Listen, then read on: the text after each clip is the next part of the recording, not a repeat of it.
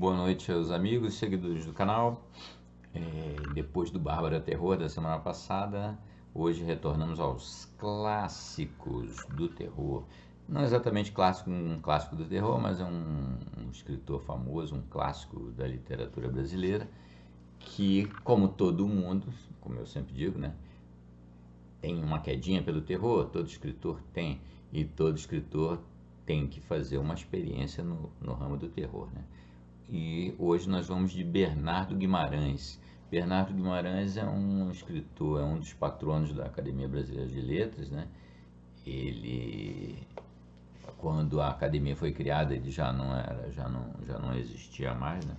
Ele nasceu em 1825, morreu em 1884, e o Bernardo Guimarães é muitíssimo famoso. Quer dizer, na verdade, ele não é tão famoso assim no Brasil, né? A não ser para os aficionados da literatura, mas uma obra dele é super famosa, é provavelmente uma das obras mais famosas da literatura brasileira, não em livro, mas é conhecido no mundo inteiro através de uma novela, A Escrava Isaura. Todo mundo conhece a Escrava Isaura, e A Escrava Isaura um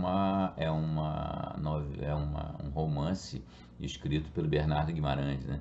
Ele obteve, a partir da novela, né, uma projeção em tudo que é meio, né, no Brasil e fora do Brasil, né? A Escrava Isaura, a novela, né, e que aí levou consigo o livro, né, é até um caso bem especial, né, da história da literatura. A novela da Rede Globo, A Escrava Isaura, ela levou consigo o livro, né, e o autor ficou mundialmente conhecido.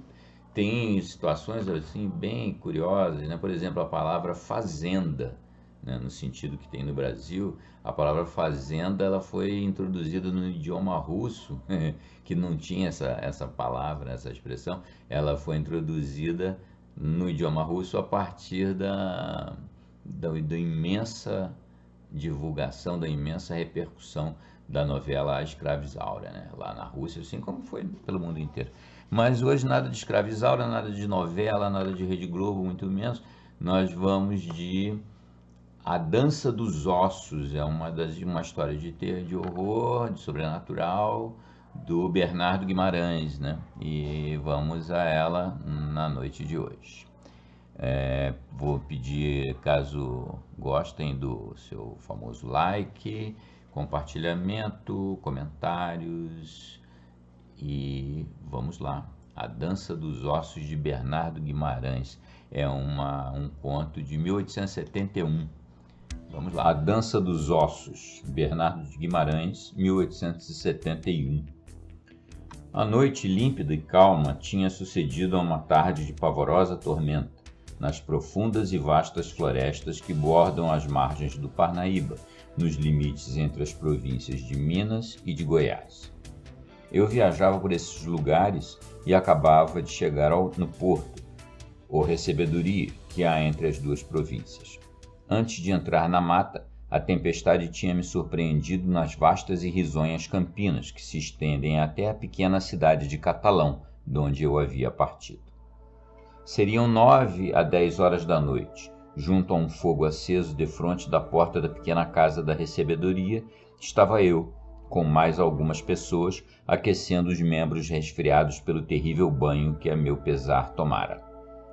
A alguns passos de nós se desdobrava o largo véio do rio, refletindo em uma chispa retorcida como uma serpente de fogo o clarão avermelhado da fogueira.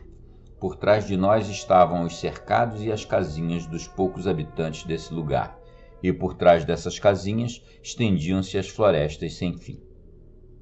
No meio do silêncio geral e profundo, sobressaía o rugido monótono de uma cachoeira próxima, que ora estrugia como se estivesse a alguns passos de distância, ora quase se esvaecia em abafados murmúrios conforme o correr da viração. No sertão, ao cair da noite, todos tratam de dormir, como os passarinhos. As trevas e o silêncio são sagrados ao sono, que é o silêncio da alma.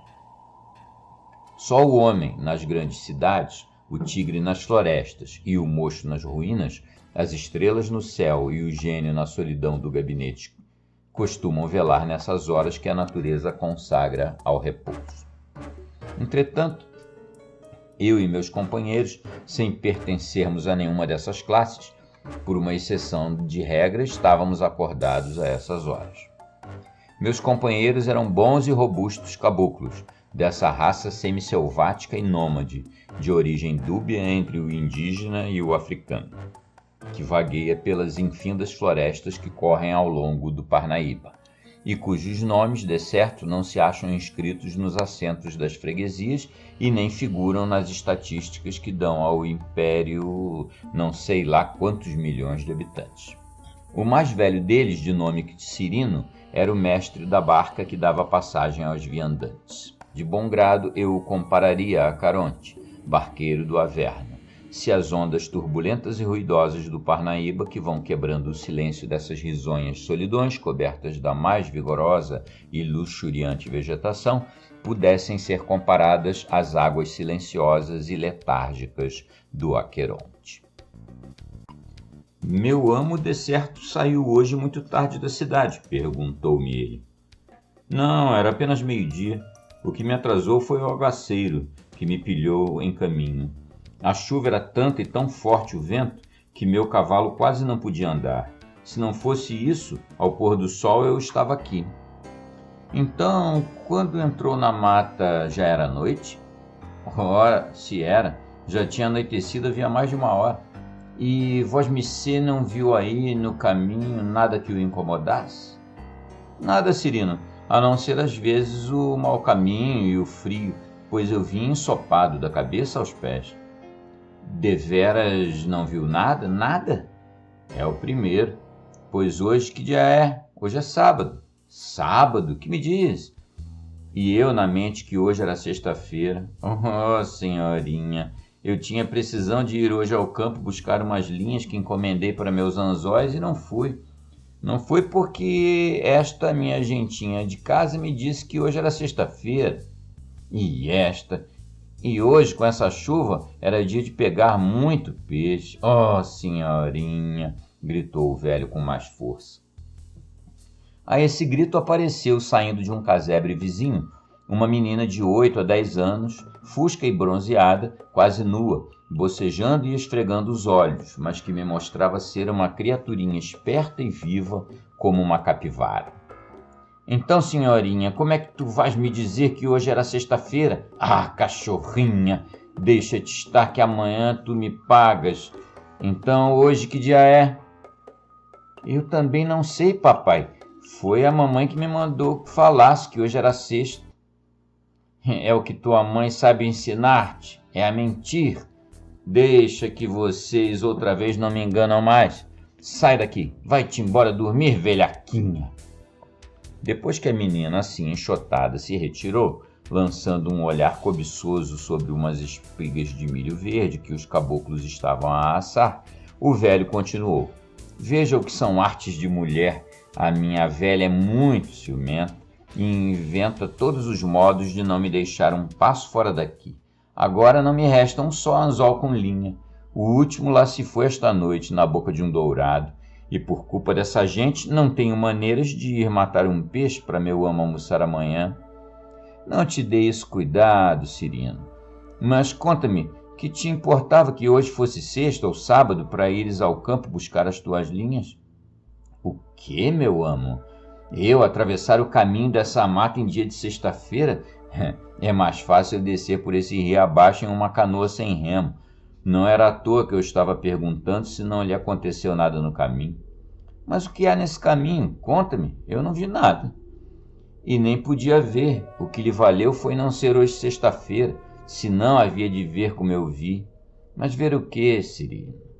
Vosmecê não viu, daqui a obra de 3/4 de légua, à mão direita de quem vem, um meio claro na beirada do caminho e uma cova meio aberta com uma cruz de pau? Eu não reparei. Não sei se há por aí uma sepultura de que se contam muitas histórias.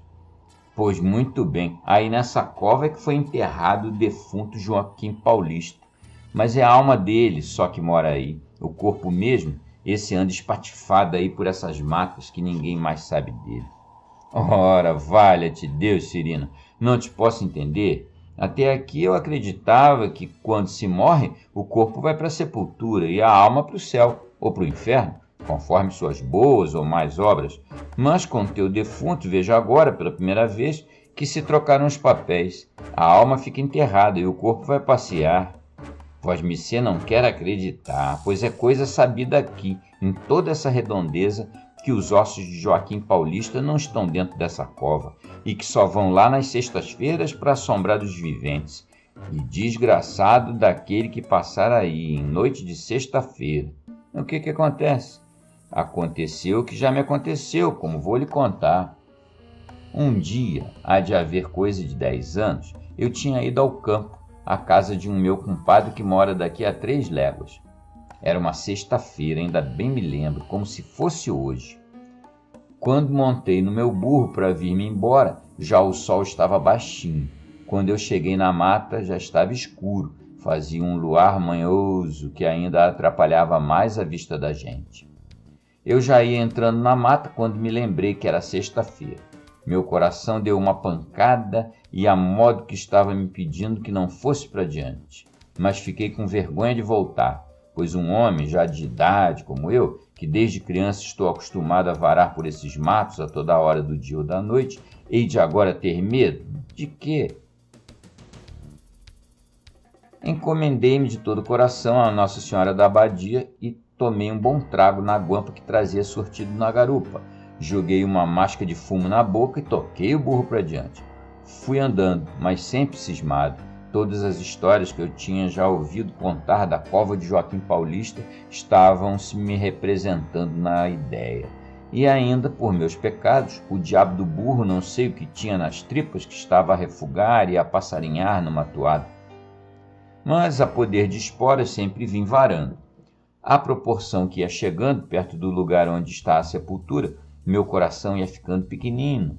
Tomei mais um trago, rezei o creio em Deus Padre e toquei para diante. No momento mesmo em que eu ia passar pela sepultura, que eu queria passar de galope, voando se fosse possível, aí é que o diabo do burro dos meus pecados empaca de uma vez, que não houve força de esporas que o fizesse mover. Eu já estava decidido a me apear, largar no meio do caminho o burro com sela e tudo e correr para casa, mas não tive tempo.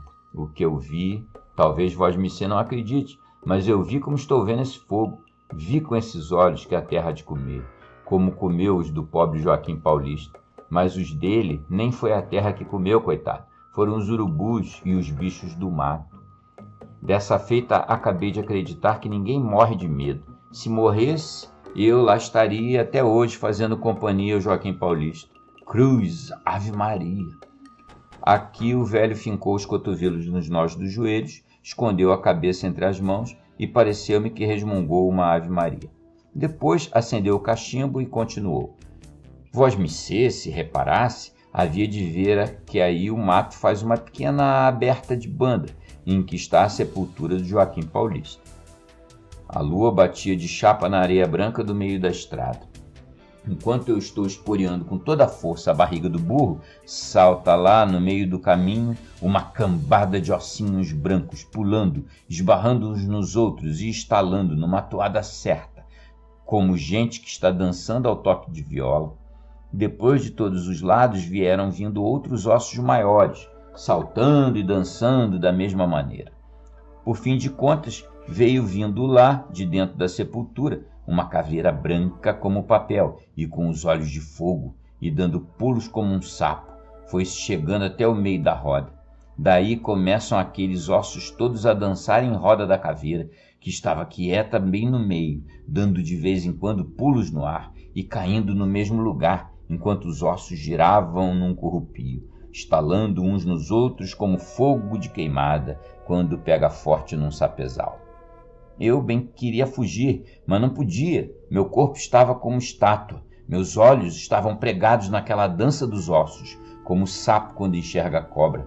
Meu cabelo, enroscado como Vosmecê está vendo, ficou em pé como espetos. e a pouco os ossinhos mais miúdos, dançando sempre e batendo uns nos outros, foram se ajuntando e formando 2 pés de defunto. Estes pés não ficaram quietos, não, e começam a sapatear com os outros ossos numa roda viva. Agora são os ossos das canelas, que lá vêm saltando atrás dos pés, e de um pulo, se encaixaram em cima dos pés. Daí a um nada vêm os ossos das coxas, dançando em roda das canelas, até que também de um pulo foram se encaixar direitinho nas juntas dos joelhos. Toca agora as 2 pernas, que já estão prontas a dançar com os outros ossos. Os ossos dos quadris, as costelas, os braços, todos esses ossos que ainda agora saltavam espalhados no caminho, a dançar, foram pouco a pouco se ajuntando e embutindo uns nos outros até que o esqueleto se apresentou inteiro, faltando só a cabeça. Pensei que nada mais teria que ver, mas ainda me faltava o mais feio. O esqueleto pega na caveira e começa a fazê-la rolar pela estrada e a fazer 1000 artes e piruetas. Depois entra a jogar peteca com ela e a atirá-la pelos ares mais alto, até o ponto de fazê-la sumir lá pelas nuvens. A caveira gemia, zunindo pelos ares, e vinha estalar nos ossos da mão do esqueleto, como uma espoleta que rebenta.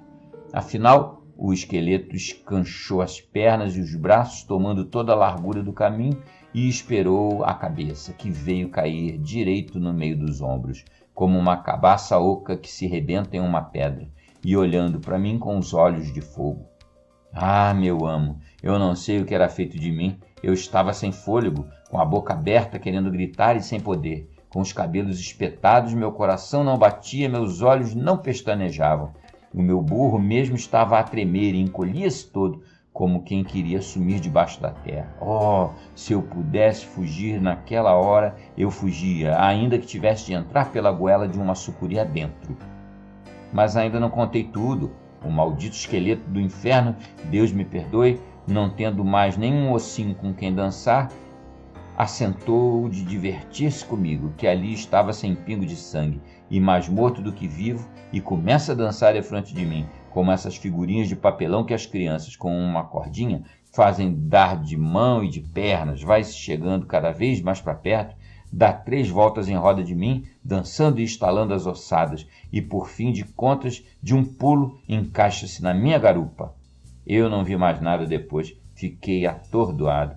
Pareceu-me que o burro saiu comigo e com o maldito fantasma, zunindo pelos ares, e nos arrebatava por cima das mais altas árvores. Valha-me Nossa Senhora da Abadia e todos os santos da corte celeste, gritava eu dentro do coração, porque a boca essa nem podia piar. Era à toa, desacorçoei e, pensando que ia por esses ares nas unhas de Satanás, esperava a cada instante ir estourar nos infernos. Meus olhos se cobriam de uma nuvem de fogo, minha cabeça começou a andar à roda e não sei mais o que foi feito de mim. Quando dei acordo de mim, foi no outro dia, na minha cama, sol alto. Quando a minha velha de manhã cedo foi abrir a porta, me encontrou no terreiro, estendido no chão, desacordado e o burro selado perto de mim. A porteira da manga estava fechada. Como é que esse burro pôde entrar comigo para dentro é que não sei. Portanto, ninguém me tira da cabeça que o burro veio comigo pelos ares. Acordei com o corpo todo moído e com os miolos pesando como se fossem de chumbo, e sempre com aquele maldito estalar de ossos nos ouvidos que me perseguiu por mais de um mês. Mandei dizer 2 missas pela alma de Joaquim Paulista, e jurei que nunca mais havia de pôr meus pés fora de casa em dia de sexta-feira. O velho barqueiro contava esta tremenda história do modo mais tosco, porém muito mais vivo do que eu acabo de escrevê-lo, e acompanhava a narração de uma gesticulação selvática e expressiva e de sons imitativos que não podem ser representados por sinais escritos. À hora avançada, o silêncio e solidão daqueles sítios, teatro desses assombrosos acontecimentos, contribuíram também grandemente para torná-los quase visíveis e palpáveis. Os caboclos de boca aberta o escutavam com olhos e ouvidos trânsidos de pavor, e de vez em quando, estremecendo, olhavam em derredor pela mata, como que receando ver surgir o temível esqueleto a empolgar e levar pelos ares alguns deles. Com efeito, Cirino, disse-lhe eu, foste vítima da mais pavorosa assombração de que, a exemplo desde que andam por esse mundo as almas do outro. Mas quem sabe se não foi a força do medo que te fez ver tudo isso? Além disso, tinhas ido muitas vezes à guampa e talvez ficasses com a vista turva e a cabeça um tanto desarranjada. Mas, meu amo, não era a primeira vez que eu tomava o meu gole, nem que andava de noite por esses matos. E como é que eu nunca vi ossos de gente dançando no meio do caminho? Os teus miolos é que estavam dançando, Cirino. Disso estou eu certo. Tua imaginação, exaltada há um tempo pelo medo e pelos repetidos beijos que davas na tua guampa, é que te fez ir voando pelos ares nas garras de Satanás. Escuta, vou te explicar como tudo isso te aconteceu muito naturalmente. Como tu mesmo disseste, entraste na mata com bastante medo e, portanto, disposto a transformar em coisas do outro mundo tudo quanto confusamente vias no meio de uma floresta frouxamente alumiada por um luar escasso. Acontece ainda, para teu mal, que no momento mais crítico, quando ias passando pela sepultura, empaca-te o maldito burro. Faço ideia de como ficaria essa pobre alma e até me admiro de que não visses coisas piores. Mas então, que diabo eram aqueles ossos a dançarem tão certo como se fosse a toque de música, e aquele esqueleto branco que trepou na garupa e me levou por esses ares? Eu te digo, os ossinhos que dançavam não eram mais do que os raios da lua, que vinham peneirados por entre os ramos dos arvoredos balançados pela viração, brincar e dançar na areia branca do caminho. Os estalos que ouvias eram sem dúvida de alguns porcos do mato, ou qualquer outro bicho que andavam ali por perto, a quebrar nos dentes cocos de baguaçu, o que, como bem sabes, faz uma estralada dos diabos. E a caveira, meu amo? De certo era alguma cabeça velha que um rato do campo vinha rolando pela estrada. Não era preciso tanto. Uma grande folha seca, uma pedra, um toco, tudo te podia parecer uma caveira naquela ocasião. Tudo isto te fez andar à roda, a cabeça azoinada, e o mais tudo que viste foi obra de tua imaginação e de teus sentidos perturbados. Depois, qualquer coisa, talvez um marimbondo que o picou. Marimbondo de noite? Ora, meu amo, exclamou o velho com uma gargalhada. Pois bem, fosse o que fosse, qualquer outra coisa ou capricho de burro, o certo é que teu macho saiu contigo aos corcovos. Ainda que atordoado, o instinto de conservação fez com que te agarrasse bem à sela e tivestes a felicidade de vir dar contigo em terra, mesmo à porta de tua casa, e eis aí tudo. O velho barqueiro ria com a melhor vontade, zombando de minhas explicações. Qual, meu amo, disse ele, réstia de luar não tem parecença nenhuma com osso de defunto, e bicho do mato, de noite, está dormindo na toca e não anda roendo o coco. E pode vosmecê ficar certo de que quando eu tomo um gole, ali é que minha vista fica mais limpa e o ouvido mais afiado. É verdade, e a tal ponto até chegas a ver e ouvir o que não existe, não é? Meu amo tem razão, eu também quando era moço não acreditava em nada disso, por mais que me jurassem. Foi-me preciso ver para crer, e Deus o livre a vosmecê de ver o que eu já vi. Eu já vi, Cirino, já vi, mas nem assim acreditei. Como assim, meu amo? É que nesses casos eu não acredito nem nos meus próprios olhos, senão depois de estar bem convencido, por todos os modos, de que eles não me enganam. Eu te conto um caso que me aconteceu. Eu ia viajando sozinho, por onde não importa, de noite, por um caminho estreito, encerradão fechado, e vejo ir andando a alguma distância diante de mim qualquer coisa que na escuridão não pude distinguir. Aperto um pouco o passo para reconhecer o que era, e vi, clara e perfeitamente, 2 pretos carregando um defunto dentro de uma rede. Bem poderia ser também qualquer criatura viva que estivesse doente ou mesmo em perfeita saúde, mas nessas ocasiões, a imaginação, não sei porquê, não nos representa senão defuntos. Uma aparição daquelas em lugar tão ermo e longe de povoação não deixou de me causar terror. Contudo, o caso não era extraordinário. Carregar um cadáver em rede para ir sepultá-lo em algum cemitério vizinho é coisa que se vê muito nesses sertões, ainda que àquelas horas o negócio não deixasse de tornar bastante suspeito. Piquei o cavalo para passar adiante daquela sinistra visão que me estava incomodando o espírito, mas os condutores da rede também apressaram o passo e se conservavam sempre na mesma distância. Pus o cavalo a trote, os pretos começaram também a correr com a rede, o negócio ia se tornando mais feio. Retardei o passo para deixá-los adiantarem-se. Também foram indo mais devagar. Parei, também pararam. De novo marchei para eles, também se puseram a caminho. Assim andei por mais de meia hora, cada vez mais aterrado, tendo sempre diante dos olhos aquela sinistra aparição que parecia apostada em não me querer deixar. Até que, exasperado, gritei-lhes que me deixassem passar ou ficar atrás, que eu não estava disposto a fazer-lhes companhia. Nada de resposta. O meu terror subiu de ponto e confesso que estive por um nada a dar de rédea para trás e a bom fugir. Mas os negócios urgentes me chamavam para diante. Revesti-me de um pouco de coragem, que ainda me restava, cravei as esporas no cavalo e investi para o sinistro vulto a todo galope. Em poucos instantes o alcancei de perto e vi. Adivinha o que era? Nem que me deem volta ao miolo um ano inteiro não são capazes de atinar com o que era. Pois era uma vaca. Uma vaca? Como? Sim, senhores, uma vaca malhada, que tinha a barriga toda branca. Era a rede. E os quartos traseiros e dianteiros inteiramente pretos. Eram os 2 negros que o carregavam.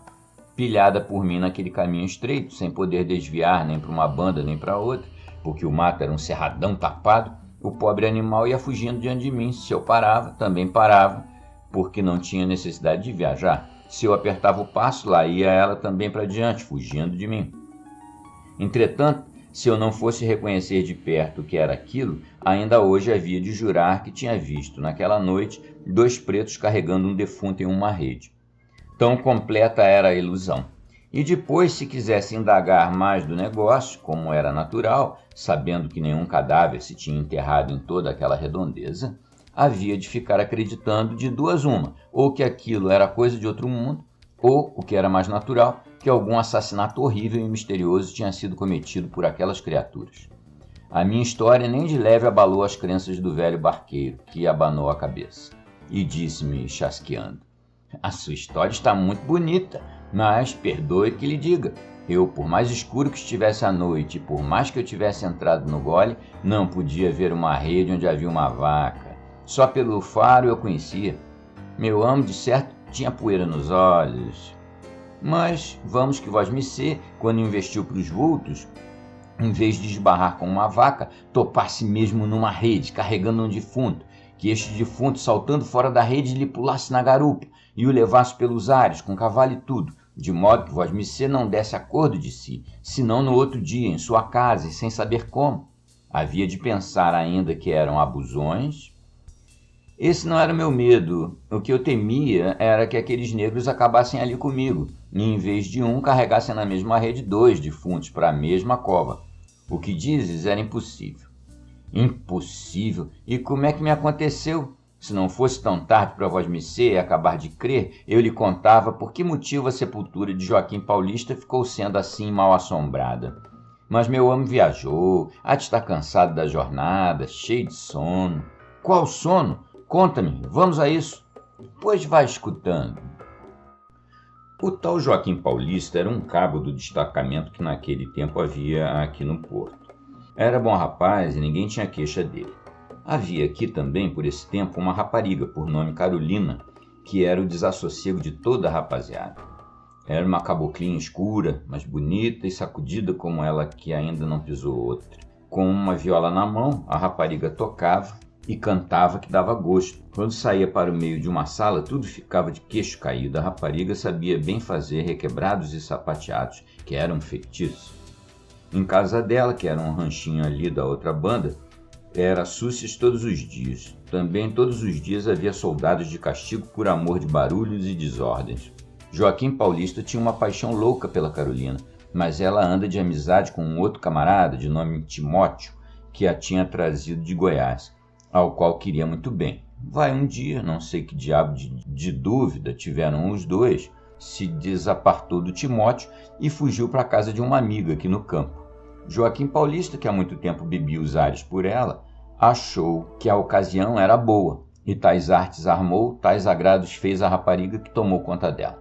Ah, pobre rapaz, se ele adivinhasse, nem nunca teria olhado para aquela rapariga. O Timóteo, quando soube do caso, urrou de raiva e de ciúme. Ele estava esperando que, passados os primeiros arrufos da briga, ela o viria procurar, se ele não fosse buscá-la, como já de outras vezes tinha acontecido. Mas dessa vez tinha se enganado. A rapariga estava por tal sorte embeiçada com Joaquim Paulista que de modo nenhum quis saber do outro, por mais que esse rogasse, teimasse, chorasse e ameaçasse, mesmo de matar uma ou outra. O Timóteo desenganou-se, mas ficou calado e guardou seu ódio no coração. Estava esperando uma ocasião. Assim passaram-se meses, sem que houvesse novidade. O Timóteo vivia em muito boa paz com o Joaquim Paulista, que, tendo muito bom coração, nem de leve cismava que seu camarada lhe guardasse ódio. Um dia, porém, Joaquim Paulista teve ordem do comandante do destacamento para marchar para a cidade de Goiás. Carolina, que era capaz de dar a vida por ele, jurou que havia de acompanhá-lo. O Timóteo danou. Viu que não era possível guardar para mais tarde o cumprimento de sua tensão danada. Jurou que ele havia de acabar desgraçado, mas que Joaquim Paulista e Carolina não haviam de ir viver sossegados longe dele. E assim combinou com outro camarada, tão bom ou pior do que ele, para dar cabo do pobre rapaz. Nas vésperas da partida, os dois convidaram ao Joaquim para irem ao mato caçar. Joaquim Paulista, que não maliciava nada, aceitou o convite e no outro dia de manhã saíram os três a caçar pelo mato. Só voltaram no outro dia de manhã, mas dois somente. Joaquim Paulista, esse tinha ficado, Deus sabe onde.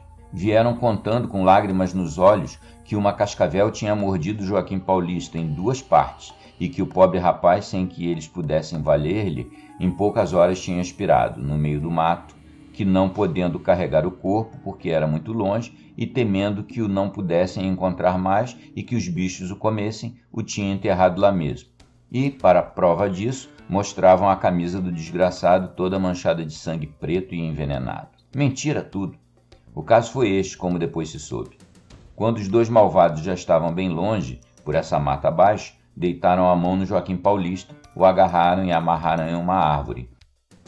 Enquanto estavam nessa lida, o coitado do rapaz, que não podia resistir àqueles 2 ursos, pedia por quantos santos há que não judiassem com ele, que não sabia que mal tinha feito a seus camaradas, que se era por causa de Carolina, ele jurava nunca mais pôr os olhos nela e iria embora para Goiás sem ao menos dizer-lhe adeus.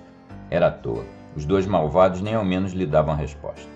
O camarada de Timóteo era mandingueiro e curado de cobra. Pegava aí no mais grosso jaracuçu ou cascavel, as enrolava no braço, no pescoço, metia a cabeça delas dentro da boca, brincava e judiava com elas de toda maneira, sem que lhe fizessem mal algum.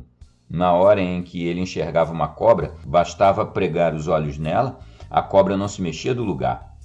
Em cima de tudo, o diabo de soldado sabia um assovio com que chamava a cobra, quando queria. A hora que ele dava esse assovio, se havia por ali perto alguma cobra, havia de aparecer por força. Dizem que ele tinha parte com o diabo e todo mundo tinha medo dele, como do próprio capeta. Depois que amarraram bem amarrado o pobre Joaquim Paulista, o camarada do Timóteo desceu pelas furnas de uns grotões abaixo e andou por lá muito tempo, assoviando o tal assovio que ele conhecia. O Timóteo ficou de sentinela ao Joaquim Paulista, que estava caladinho, coitado, encomendando sua alma a Deus. Quando o soldado voltou, trazia em cada uma das mãos, apertada pela garganta, uma cascavel mais grossa que esta minha perna. Os bichos desesperados batiam e se enrolavam pelo corpo do soldado, que nessa hora devia estar medonho que nem o diabo. Então, Joaquim Paulista compreendeu que qualidade de morte lhe iam dar aqueles 2 desalmados. Pediu, rogou, mas debalde, que se queriam matá-lo, pregassem-lhe uma bala na cabeça ou enterrassem-lhe uma faca no coração, por piedade, mas não o fizeram morrer de um modo tão cruel. Isso querias tu, disse o soldado, para nós irmos para a forca? Nada. Essas 2 meninas é que hão de carregar com a culpa de tua morte. Para isso é que fui buscá-las. Nós não somos carrascos. Joaquim, disse o Timóteo, faze teu ato de contrição e deixa-te de histórias. Não tenhas medo, rapaz, continuou o outro. Essas meninas são muito boazinhas, olha como elas estão me abraçando. Faz de conta que são os 2 braços da Carolina que vão te apertar num gostoso abraço.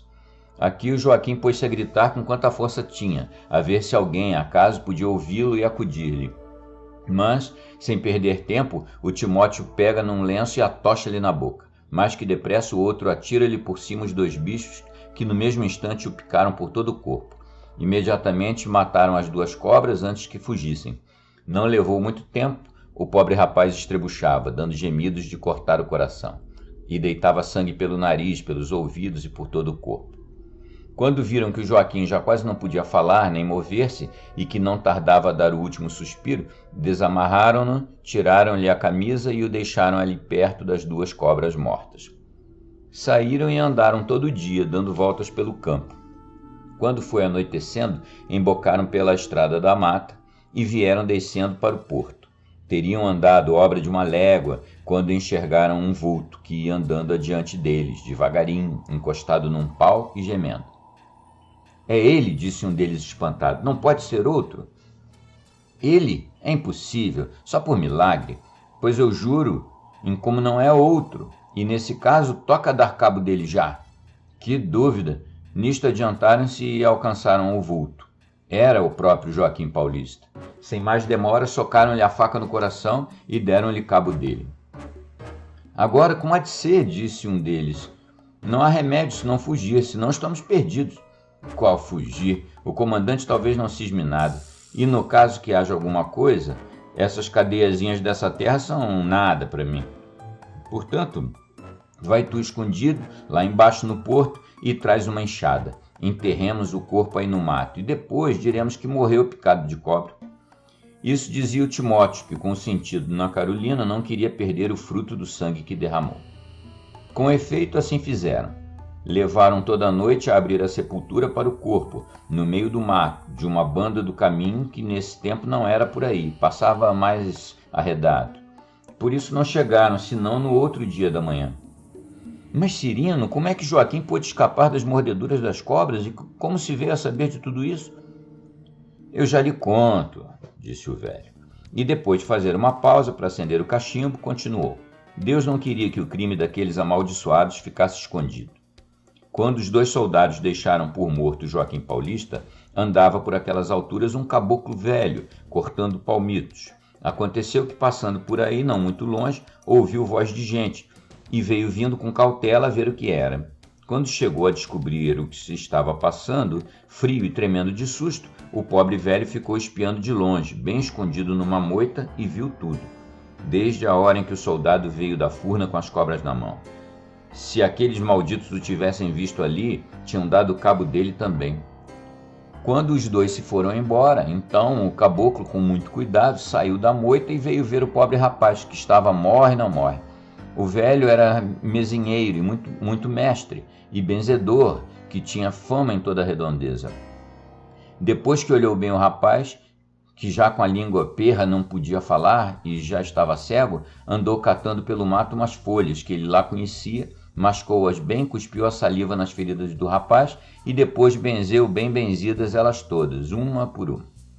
Quando foi daí a 1 hora, já o rapaz estava mais aliviado e foi ficando cada vez a melhor, até que enfim pôde ficar em pé, já enxergando alguma coisa. Quando foi podendo andar um pouco, o caboclo cortou um pau, botou na mão dele e veio com ele, muito devagar, ajudando-o a caminhar, até que, a muito custo, chegaram na estrada. Aí o velho disse, agora você está na estrada, pode ir indo sozinho, com seu vagar, que daqui a nadinha você está em casa. Amanhã, querendo Deus, eu vou lá vê-lo outra vez. Adeus, camarada, Nossa Senhora te acompanhe. O bom velho mal pensava que, fazendo aquela obra de caridade, ia entregar outra vez à morte aquele infeliz, a quem acabava de dar a vida. Um quarto de hora mais que se demorasse, Joaquim Paulista estava escapo, mas o que tinha de acontecer estava escrito lá em cima. Não bastava ao coitado do Joaquim Paulista ter sido tão infeliz em vida, a infelicidade o perseguiu até depois de morto. O comandante do destacamento, que não era nenhum Samora, desconfiou do caso, mandou prender os 2 soldados e deu parte na vila ao juiz, que daí a 2 dias veio com um escrivão para mandar desenterrar o corpo. Vamos agora saber onde é que ele estava enterrado. Os 2 soldados, que eram os únicos que podiam saber, andavam guiando a gente por uns rumos muito diferentes e, como nada se achava, fingiam que tinham perdido o lugar. Bateu-se mato um dia inteiro sem se achar nada. Afinal de contas, os urubus é que vieram mostrar onde estava a sepultura. Os 2 soldados tinham enterrado mal o corpo. Os urubus pressentiram o fétido da carniça e vieram se ajuntar nas árvores ao redor. Desenterrou-se o corpo e via-se então uma grande facada no peito, do lado esquerdo. O corpo já estava apodrecendo e com muito mau cheiro. Os que o foram enterrar de novo, aflitos por se verem livres daquela fedentina, mal apenas jogaram à pressa alguns punhados de terra na cova e deixaram o corpo ainda mais mal enterrado do que estava. Vieram depois os porcos, os tatus e outros bichos, cavalcaram a cova, espatifaram o cadáver e andaram espalhando os ossos do defunto aí por toda essa mata. Só a cabeça é que dizem que ficou na sepultura. Uma alma caridosa que um dia encontrou um braço do defunto no meio da estrada, levou-o para a sepultura, encheu a cova da terra, socou bem e fincou aí uma cruz. Foi tempo perdido. No outro dia a cova estava aberta tal qual como estava dantes. Ainda outras pessoas depois teimavam em ajuntar os ossos e enterrá-los bem, mas no outro dia a cova estava aberta e assim como até hoje está.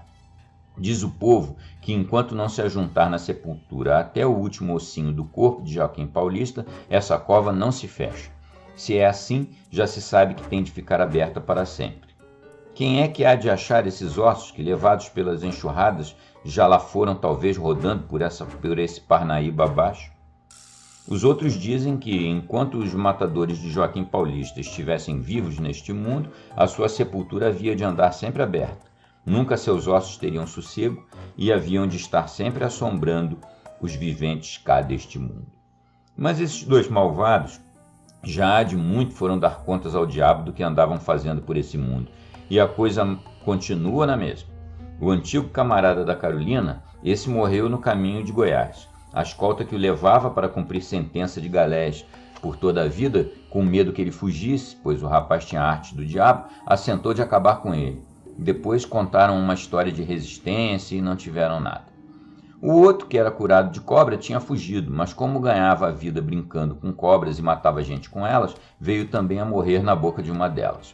Um dia, em que estava brincando com uma grande urutu preta, à vista de muita gente que estava a olhar de queixo caído, a bicha perdeu-lhe o respeito e em tal parte, em tão uma hora que lhe deu um bote, que o maldito caiu logo estrebuchando e em poucos instantes deu a alma ao diabo. Deus me perdoe, mas aquela fera não podia ir para o céu. O povo não quis por maneira nenhuma que ele fosse enterrado no sagrado e mandou atirar o corpo no campo para os urubus. Enfim, eu fui à vila pedir ao vigário velho, que era o defunto padre Carmelo, para vir bendizer a sepultura de Joaquim Paulista e tirar dela essa assombração que aterra todo esse povo. Mas o vigário disse que isso não valia de nada, que enquanto não se dissessem pela alma do defunto tantas missas quantos ossos tinha ele no corpo, contando dedos, unhas, dentes e tudo, nem os ossos teriam sossego, nem a assombração acabaria, nem a cova se havia de fechar nunca. Mas, se os povos quisessem e aprontassem as esmolas, que ele dizia as missas, e tudo ficaria acabado. Agora, quem há de contar quantos ossos a gente tem no corpo e quando é que esses moradores, que não são todos pobres como eu, hão de aprontar dinheiro para dizer tanta missa? Portanto, já se vê, meu amigo, que o que lhe contei não é nenhum abusão, é coisa certa e sabida em toda essa redondeza. Todo esse povo aí está que não me há de deixar ficar mentiroso. À vista de tão valentes provas, dei pleno crédito a tudo quanto o barqueiro me contou, e espero que meus leitores acreditarão comigo, piamente, que o velho barqueiro do Parnaíba, uma bela noite, andou pelos ares montado em um burro com um esqueleto na garupa.